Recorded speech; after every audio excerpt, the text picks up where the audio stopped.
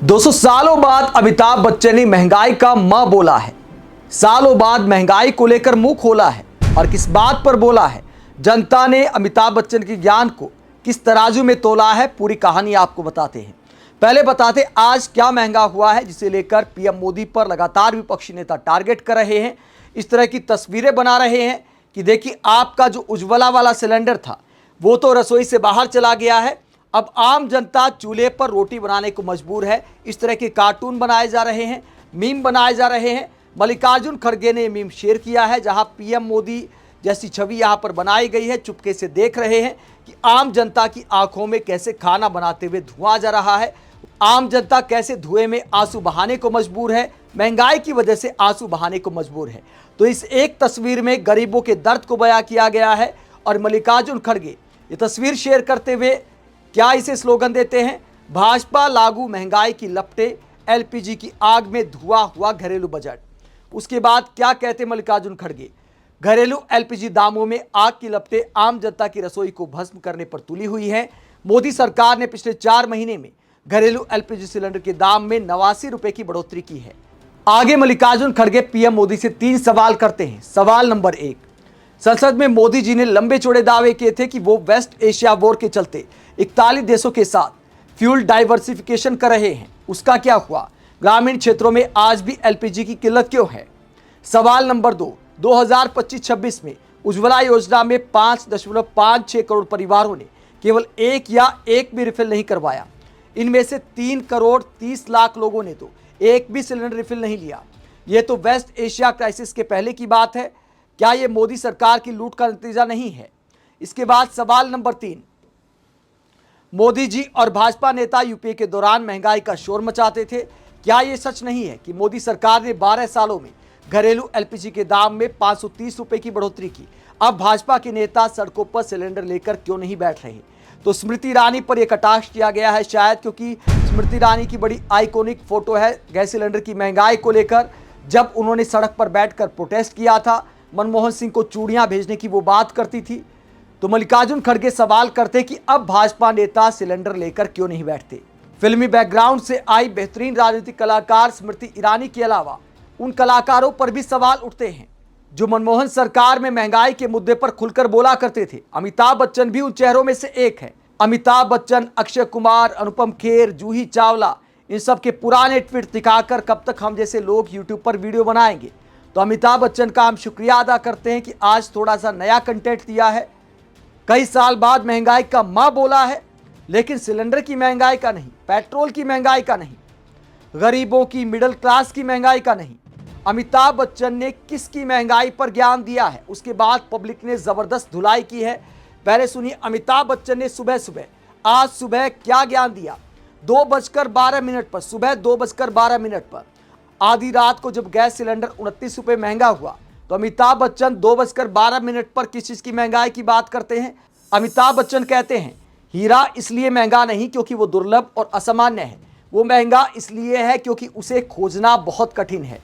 तो हीरे की महंगाई को लेकर अमिताभ बच्चन ऐसे ज्ञान वाला ट्वीट करते हैं। Tweet number 5765। नंबर बढ़ाने के लिए आजकल कुछ भी लिख डालते हैं, लेकिन सालों बाद महंगा शब्द इस्तेमाल किया तो पब्लिक ने इस शब्द को पकड़ लिया कि आज पेट्रोल के दाम बढ़ रहे हैं, गैस सिलेंडर के दाम बढ़ रहे हैं और आपको हीरे की पड़ी है। पब्लिक क्या कहते हीरा ठाकुर को, फिल्मी पर्दे के हीरा ठाकुर को सुनाते हुए पब्लिक क्या कहती है? पब्लिक कहती 12 साल 8 महीना 23 दिन बाद महंगाई शब्द आपकी कलम से निकला है। सर धन्यवाद आपका, कुछ तो बदलने वाला है। तो पब्लिक इस बात को लेकर कटाक्ष करती, चलो महंगाई का मां तो निकला, हीरा ही सही। आगे पब्लिक कहती है सर बच्चन, हीरे की तरह जीवन भी कीमती है। नीट पेपर लीक में अब तक 6 बच्चों ने सुसाइड की है और आपने एक शब्द नहीं बोला इस पे। अफसोस होता है कि फिल्मों में अन्याय न सहने के किरदार करने के बावजूद आप बच्चों, यूथ पे हो रहे अन्याय पर चुप हैं। उम्मीद है सर आप रिप्लाई देंगे, लेकिन ये उम्मीद करना मुझे लगता है बेमानी नजर आता है। आगे पब्लिक कहती है जैसे आपको बढ़ती महंगाई पेट्रोल के दाम पर 2014 के बाद उछलते हुए नहीं खोज पा रहे।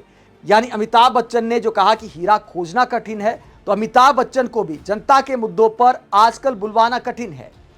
उसके बाद पब्लिक कहती है ताऊ पेट्रोल और गैस किस वजह से महंगा है, इस पर भी थोड़ा ज्ञान देंगे। तो अमिताभ बच्चन को ताऊ कहते हुए हरियाणवी अंदाज में सवाल किया जाता है कि जनता के मुद्दों पर कब ज्ञान देंगे। आगे पब्लिक कहती है पेट्रोल इसलिए महंगा नहीं है क्योंकि वो सीमित जगह पर ही मिलता है, वो इसलिए महंगा भी नहीं है क्योंकि उसे खोजना मुश्किल है, वो इसलिए महंगा भी नहीं है क्योंकि कांग्रेस की सरकार है, वो महंगा इसलिए है क्योंकि ट्रंप बंबू करता है, समझे लंबू। तो लंबू कहते हुए अमिताभ बच्चन पर कटाक्ष किया जाता है। हीरे और पेट्रोल की तुलना करते हुए अमिताभ बच्चन को जवाब दिया जाता है। आगे पब्लिक कहती है पेट्रोल और डीजल इसलिए महंगा नहीं है कि वो दुर्लभ असामान्य है, वो महंगा इसलिए है कि सरकार और पूंजीपति दबा के कमा रहे और लोगों से लूट रहे, और प्रखर रूप से सवाल करने वाले, सवाल उठाने वाले कंप्रोमाइज्ड हैं। यानी अमिताभ बच्चन पर भी कंप्रोमाइज्ड वाला टैग लगाती है पब्लिक। आगे पब्लिक कहती है हीरा पे नहीं दादा, पेपर लीक और महंगाई पर बोलना था आपको, और ये सामान्य है क्योंकि खोजना बहुत ही आसान। तो पब्लिक अमिताभ बच्चन को याद दिलाती है कि जनता की पड़ी है तो हीरा पर नहीं, पेट्रोल डीजल गैस पर बोलिए, जैसे 2014 से पहले बोला करते थे, चुटकुले सुनाया करते थे।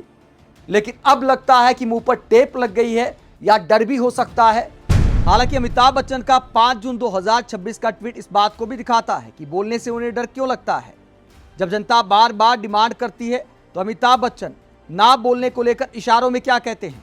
अमिताभ बच्चन कहते हैं बोले हम कुछ, बनाया जाए उसका कुछ और। सही करने के लिए यदि बोले तो उसका भी रायता बना दिया जाएगा। तो क्या अमिताभ बच्चन को रायता बनाने का डर लगता है या इस बात का डर लगता है कि आईटी सेल वाले टारगेट पर ले सकते हैं, वो रायता फैला सकते हैं।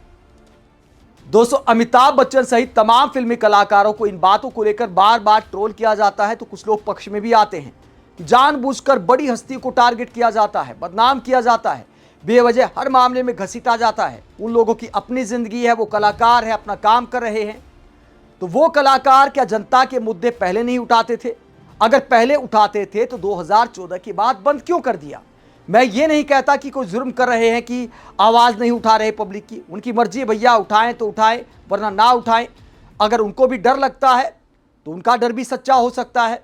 लेकिन हम जैसे पत्रकार और आम जनता अगर बार बार उन्हें याद दिलाती है तो ये हमारा भी धर्म है कि 2014 से पहले आप कैसे बोला करते थे। जब फिल्मी कलाकार बोलते हैं तो सरकार पर दबाव बनता है, जनता की आवाज़ सुनी जाती है, ये एक सच्चाई है। 2014 से पहले अमिताभ बच्चन के बोलने पर, अक्षय कुमार के बोलने पर, जूही चावला के बोलने पर सरकार पर फर्क पड़ता था, दबाव बनता था। लेकिन आज इन कलाकारों को डर लगता है कि दबाव उल्टा हम पर भी न पड़ जाए। तो फिर पब्लिक तो बोलेगी, पब्लिक को आप गलत नहीं कह सकते। आप ये नहीं कह सकते कि बेवजह इनको टारगेट किया जा रहा है। बात टारगेट करने की नहीं है, बात यह है कि जनता आपको इतना प्यार देती है तो जनता जिन मामलों को लेकर त्रस्त है, एक आध बार उनकी आवाज़ में आवाज़ मिला देनी चाहिए। आप इस पूरे मुद्दे को लेकर क्या सोचते हैं? कमेंट बॉक्स में अपनी राय जरूर दें। साथ ही चैनल को सब्सक्राइब भी करें। नमस्कार।